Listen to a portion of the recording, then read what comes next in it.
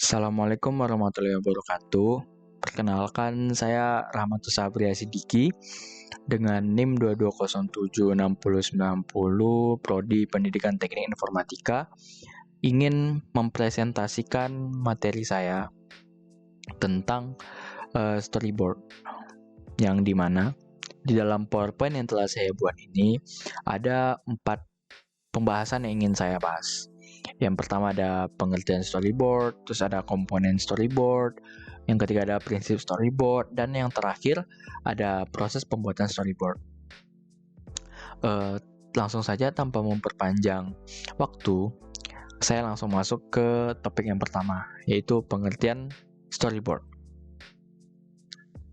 Storyboard secara harfiah berarti itu dasar cerita, yang dalam perkembangannya storyboard ini didefinisikan sebagai area berjajar dari sebuah gambar sketsa yang digunakan sebagai alat perencanaan untuk menunjukkan secara visual gimana sih aksi dari sebuah cerita berlangsung.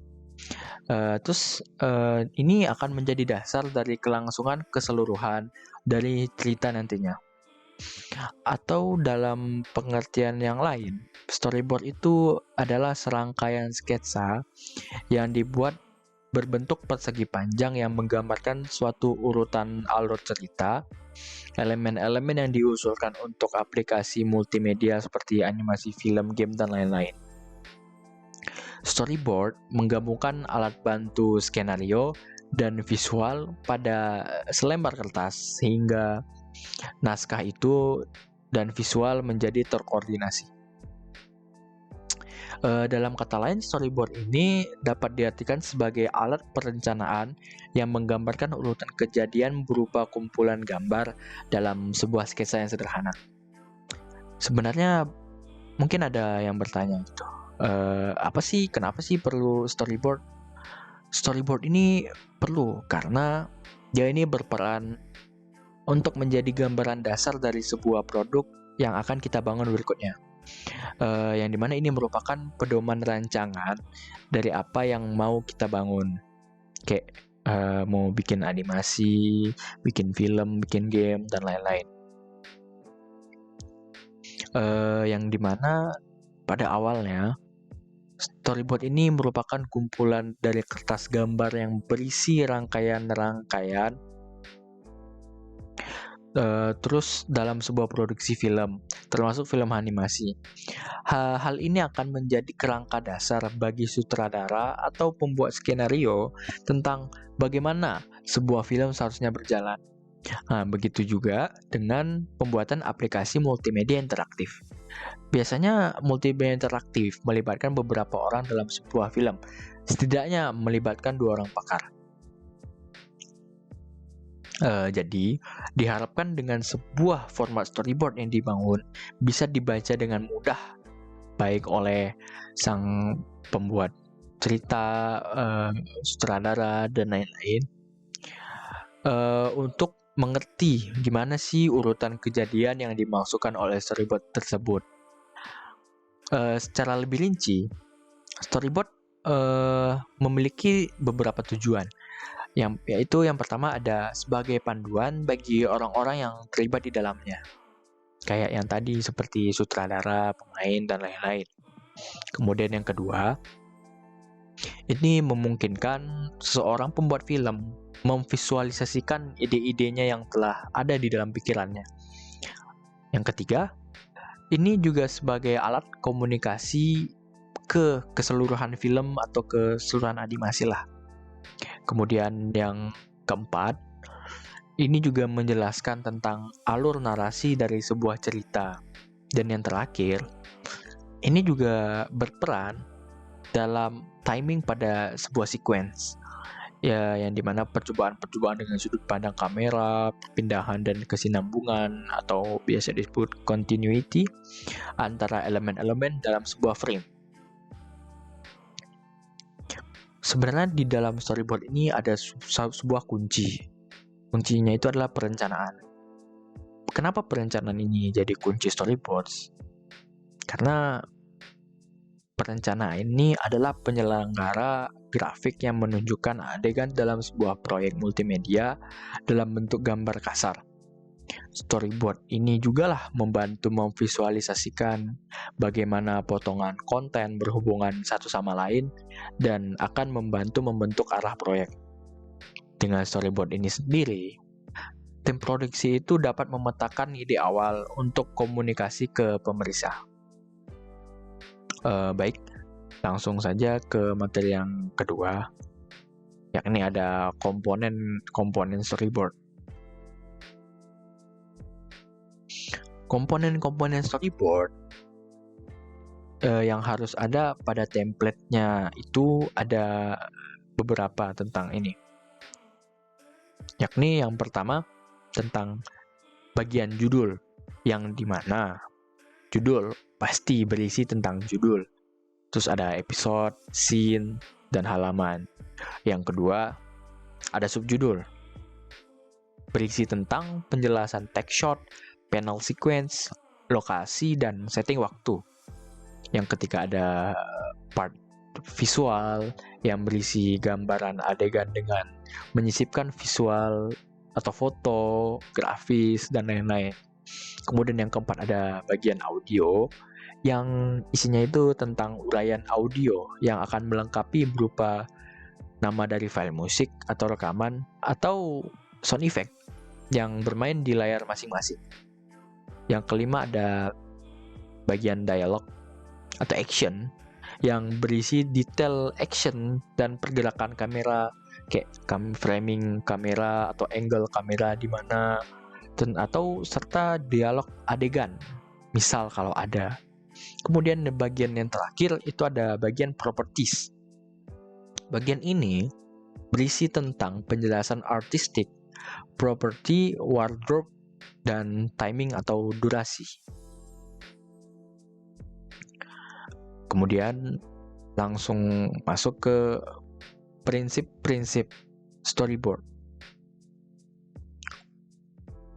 yang dimana storyboard ini merupakan konsep komunikasi dan ungkapan kreatif, teknik dan media untuk menyampaikan pesan dan gagasan secara visual, termasuk audio, dengan mengolah elemen desain grafis berupa bentuk dan gambar, huruf dan warna, serta tata letaknya, sehingga pesan dan gagasan dapat diterima oleh sasarannya.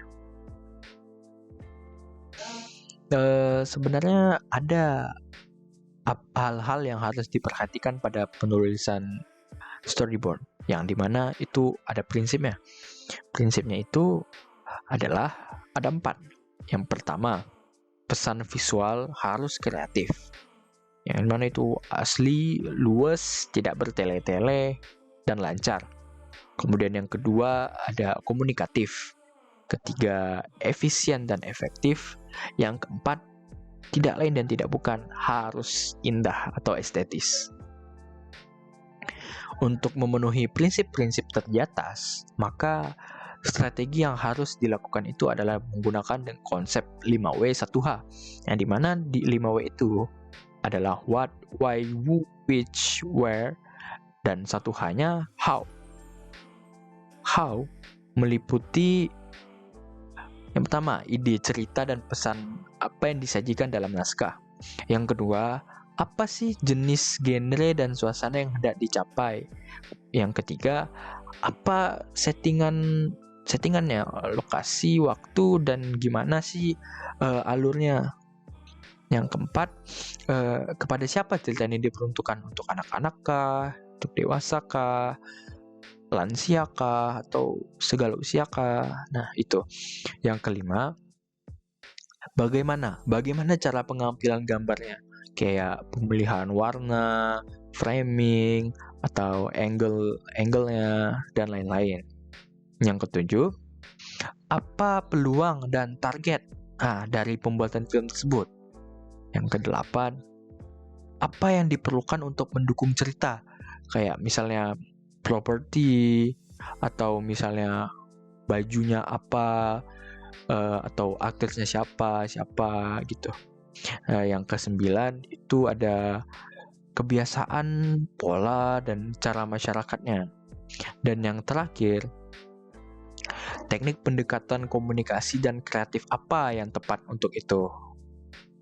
Strategi yang diperlukan ini dalam upaya proses menyampaikan pesan secara efektif dan efisien, caranya bisa digunakan yang pertama, merancang strategi komunikasi sehingga storyboard mudah dibaca dan dapat dikomunikasikan dengan baik.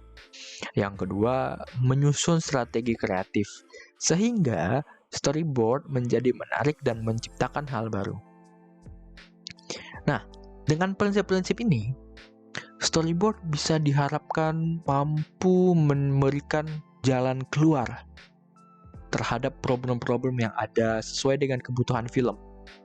Ini menggunakan riset, eksperimentasi, kritik, dan analisa. Dari segi pendekatan visual maupun copywriting, mampu menarik khayalak untuk melihat, mengerti, dan kemudian mengambil tindakan yang diharapkan sebenar-benarnya. Nah, langsung masuk ke pembahasan yang terakhir tentang gimana sih proses pembuatan storyboard. Yang seperti kita tahu yang pembahasan yang awal, storyboard adalah visualisasi ide dari aplikasi yang akan dibangun, sehingga dapat memberikan gambaran dari aplikasi yang akan dihasilkan atau tepat. Nah, storyboard secara gamblang memberikan tata letak visual dari adegan seperti yang terlihat melalui lens kamera. Seorang pembuat storyboard harus mampu menceritakan sebuah cerita yang bagus. Untuk mencapainya, mereka harus mengetahui berbagai film dengan pengertian tampilan yang bagus, komposisi, gambaran berurut, dan editing. Mereka harus mampu untuk bekerja secara sendiri atau dalam sebuah bagian tim. Mereka juga harus mampu menerima arahan dan juga bersiap membuat perubahan terhadap hasil kerja mereka. Nah, sebelum membuat storyboard, kita ini disarankan untuk membuat cakupan storyboardnya terlebih dahulu. Kayak dalam bentuk rincian naskah yang kemudian akan dituangkan secara detail grafik dan visual untuk mempertegas dan memperjelas tema. Batasan produksi terakhir akan dijelaskan supaya sesuai dengan jenis produksi yang akan ditentukan. Misal nih, storyboard akan digunakan untuk membuat film, atau membuat iklan, atau membuat kartun, atau yang lain-lain. Nah, untuk proyek tertentu, pembuatan storyboard memerlukan keterampilan nih, kayak menggambar yang mungkin lebih bagus, atau kemampuan beradaptasi terhadap gaya yang bermacam. Mereka harus mampu untuk mengikuti desain yang telah dikeluarkan dan menghasilkan kerja yang konsisten yang digambar oleh para model. Nah, untuk mempermudah membuat storyboard, maka harus dibuat sebuah rencana kasar sebagai dasar pelaksanaan. Outline. Nah, digambarkan dengan membuat poin-poin pekerjaan yang berfungsi membantu untuk mengidentifikasi material apa saja yang harus dibuat, didapatkan, atau disusun supaya pekerjaan dapat berjalan. Dengan menggunakan outline saja, sebenarnya itu udah cukup untuk memulai tahap pelaksanaan produksi. Tetapi dalam berbagai model proyek video kayak iklan televisi atau company profile atau yang lebih gede lah, pembuatan filmnya kayak sinetron, drama, televisi, atau layar lebar. Ini membutuhkan sedikit skenario form yang formal yang berisi dialog, narasi, catatan tentang setting lokasi, action, lighting, sudut, pergerakan kamera, sound atmosphere, dan banyaklah lain sebagainya. Penggunaan storyboard jelas akan mempermudah pelaksanaan dalam proses produksi nantinya. Format apapun yang dipilih untuk storyboard harus ada beberapa informasi yang harus dicantumkan. Yang pertama, sketsa atau gambaran layar, halaman atau frame. Yang kedua, warna, penempatan, dan ukuran grafik kalau perlu. Yang ketiga, Teks asli jika ditampilkan pada halaman atau layar. Yang keempat, warna, ukuran, tipe font jika ada teks. Kemudian ada narasi kalau ada, animasi juga kalau ada, video kalau ada, audio kalau ada juga, interaksi dengan penonton kalau ada. Dan hal-hal yang perlu diketahui oleh staf produksi itu hal-hal yang perlu diketahui oleh staf produksi. Kemudian ada juga nih langkah-langkah dalam membuat storyboard. Yang pertama, catat dulu nih poin-poin penting seperti ide serta konsep yang akan dimasukkan di dalam storyboard.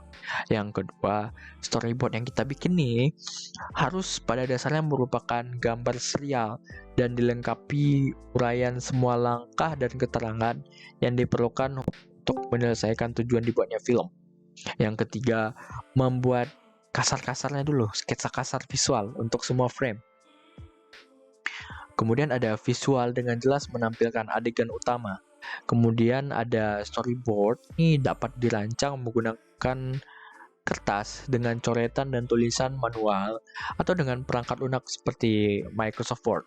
Nah, di PPT ini ada contoh dari storyboardnya, dan dimana dari contoh di sini bisa diambil kesimpulan storyboard ini bukan hal yang susah banget, karena sebenarnya storyboard ini dibikin poin-poinnya aja, asal nih bisa memberi desain besar bagaimana materi diajarkan, ini udah lebih dari cukup.